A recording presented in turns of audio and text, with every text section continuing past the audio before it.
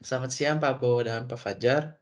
Kami dari kelompok kami akan menjelaskan perbandingan linear search MPI dan sequential. Kelompok kami terdiri dari itu Najib Rifai Idrayanto, saya Jonathan Handok Alasan Manik, dan Sabiel Tarigan. Lalu terdapat permasalahan untuk yang kami bawa, yaitu dalam metode pencarian linear umumnya dilakukan secara sekuensial.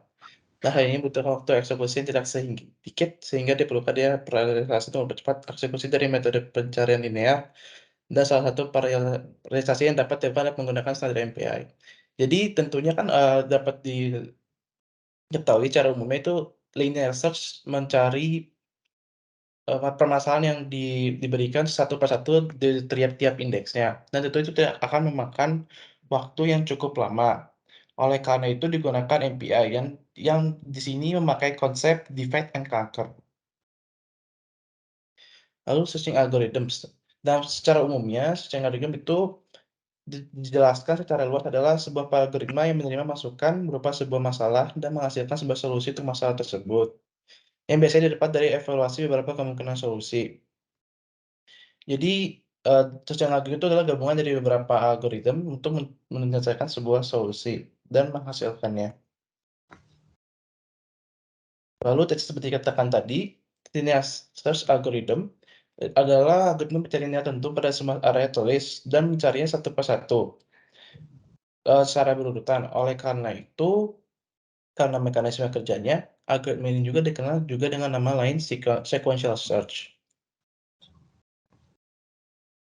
Selanjutnya akan dijelaskan oleh teman saya Sabdia. Selanjutnya ada Message Passing Interface atau MPI.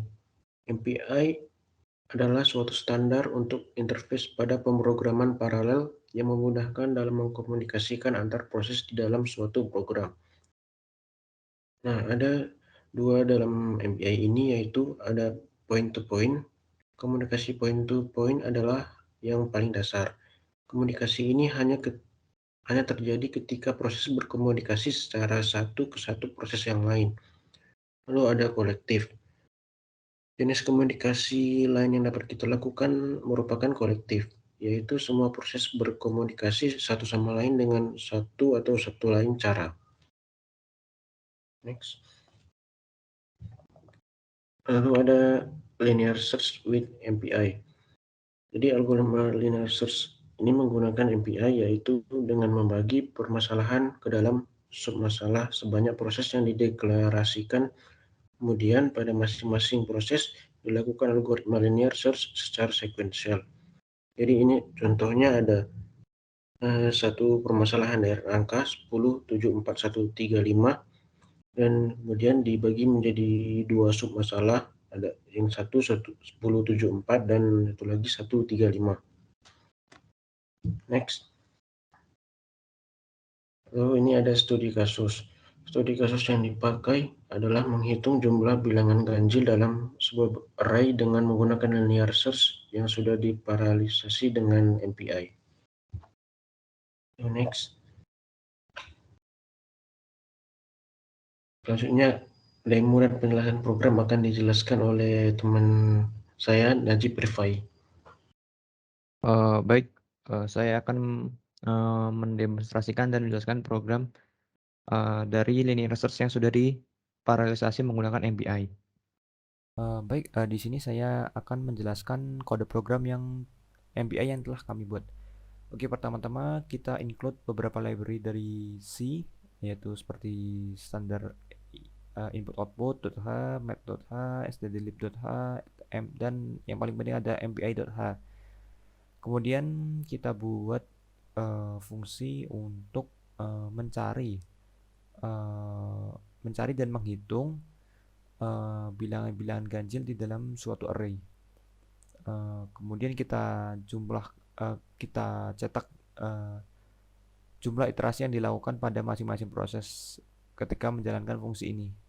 Kemudian di fungsi utama atau fungsi main di sini kita mendeklarasikan beberapa variabel seperti rank untuk identifikasi masing-masing proses, NP untuk jumlah proses yang akan kita gunakan, kemudian ada double times untuk menghitung waktu eksekusi. Di sini lebih spesifiknya adalah waktu eksekusi masing-masing proses ya. Kemudian ada size elements. Size elements ini digunakan untuk menampung jumlah elemen pada masing-masing proses yang nanti akan diproses. Kemudian ada count. Count di sini untuk menghitung seluruh jumlah bilangan ganjil. Terus chunk di sini untuk array-nya, jadi untuk menyimpan tadi size elements tadi nanti bakal ditampung di array. Jadi array chunk ini nanti kapasitasnya yaitu sebesar size element. Kemudian order ini nanti juga kita gunakan. Kemudian R ini untuk rank-nya nanti. Terus kemudian ada dataset. Dataset ini disimpan pada array bernama ARR. Ini jumlahnya sekitar 2000 bilangan bulat. Kemudian di sini ada status. Nah, di status ini untuk masukan dari parameter scatter nanti yang akan kita gunakan. Kemudian masuk ke algoritmanya yang di bawah, algoritma utama. Kita inisialisasi count-nya dengan 0, kemudian kita inisialisasi MPI. Ketika kita ingin menjalankan program MPI, maka kita wajib menginisialisasi MPI ini. Kemudian jika MPI atau proses yang nanti kita deklarasikan adalah 0, maka akan dicetak fatal error, karena tidak mungkin kita menjalankan dengan rank atau prosesnya itu sama dengan 0. Kemudian kita ambil size-nya. Size ini jumlah proses yang nanti kita gunakan. Terus rank-nya ini, terus kita ambil rank-nya ini. Rank ini untuk mengambil identitas dari masing-masing proses. Jadi identitas ini mulai dari 0 ya, seperti misalnya proses 1 maka akan diidentifikasi sebagai rank 0 dan seterusnya. Kemudian size elemen ini kita gunakan yaitu size tadi, size yaitu ukuran dari array-nya tadi, datasetnya, terus dibagi banyaknya proses sehingga menghasilkan banyaknya elemen yang ditampung pada masing-masing proses. Kemudian R ini untuk apa? R ini untuk nanti memastikan agar tiap-tiap array mendapatkan jumlah elemen yang ditampung ke dalam array ke dalam tiap-tiap tersebut bukan bilangan pecahan atau bukan bilangan pecahan. Oleh sebab itu, jika ditemukan kalau di modulo itu tidak sama dengan 0 atau ganjil itu, maka kita tambah 1 agar menghindari error. Kemudian saat pembagian atau dekomposisi. Kemudian chunk di sini tadi seperti deklarasi array memori alokasi dari array yang nanti kita gunakan pada masing-masing proses. Kemudian, nah di sini adalah pembagian prosesnya. Jadi jika identifikasi prosesnya itu sama dengan 0 atau proses 0, maka maksud saya proses pertama. Jika itu proses pertama, maka kita lakukan scatter. Scatter di sini untuk menyebar, membagi sama rata, yaitu membagi dataset yang awal tadi ARR tadi sama rata ke masing-masing proses dengan jumlahnya itu misal 4 berarti dibagi ke 4 proses dan masing-masing proses akan mendapatkan porsi yang sama. Jadi akan sudah dijamin oleh fungsi scatter ini. Kemudian ada times ini untuk menghitung waktu eksekusi.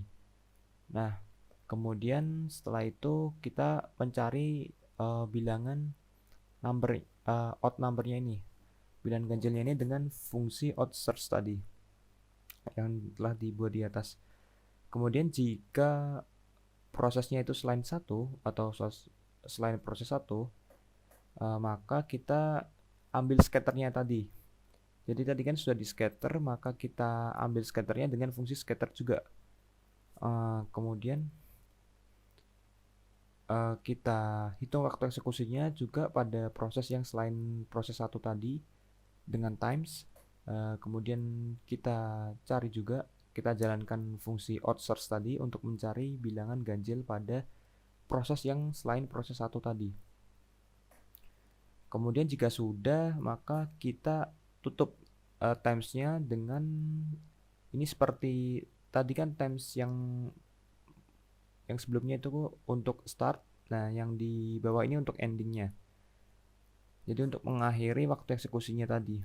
Jadi setelah semuanya dijalankan, maka kita cetak ke layar, yaitu waktu eksekusi pada masing-masing proses. Kemudian kita cetak bilangan ganjil yang diperoleh, banyaknya bilangan ganjil yang diperoleh pada masing-masing proses. Kemudian kita finalize, maka program MPI sudah berakhir dan kita return 0. Oke, baik, akan saya demonstrasikan terlebih dahulu. Jadi di sini saya ingin mendemonstrasikan dengan prosesnya itu satu, maka ini sama saja dengan kita menjalankan sekuensial. Oke, di sini terlihat waktu eksekusinya, prosesnya itu datanya itu sebanyak 2201 dan bilangan ganjil yang didapatkan 1182 dan eksekusi time-nya itu 0,000011. Kemudian kita jalankan dengan 6 proses. Nah, ini sudah termasuk paralel. Nah, di sini terlihat banyaknya iterasi yang dilakukan ini sama rata ya, 367, 367, 367. Terus, nah, yang ada beberapa perbedaan di sini. Di rank 0 ini atau proses 1 ini dia 0,000007. Maka dia lebih cepat daripada proses 1 yang sebelumnya dijalankan, hanya 0,00011. Mengapa? Karena 0,00007 ini hanya melakukan iterasi sejumlah 367 kali. Sedangkan yang sebelumnya itu 2201.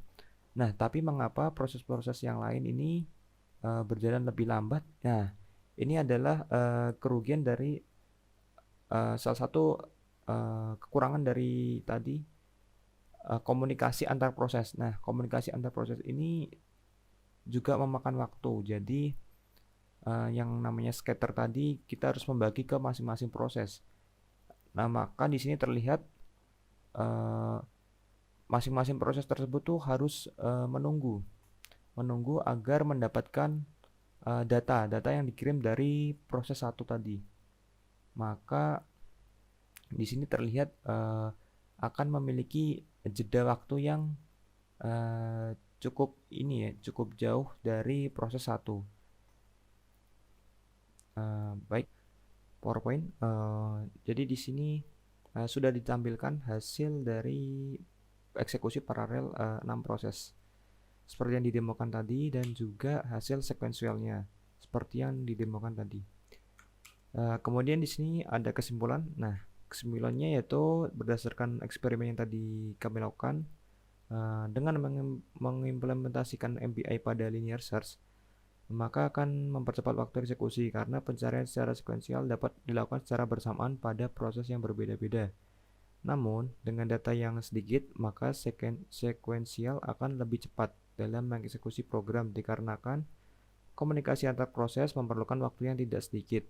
Terlebih lagi, linear search merupakan proses yang sederhana. Nah, jika studi kasusnya itu seperti sorting, mungkin paralel ini dengan data yang sedikit terasa akan lebih cepat dibandingkan dengan sekuensial. Jadi kemudian baik, sekian presentasi dari kelompok kami. Kurang lebihnya mohon maaf. Kami ucapkan terima kasih.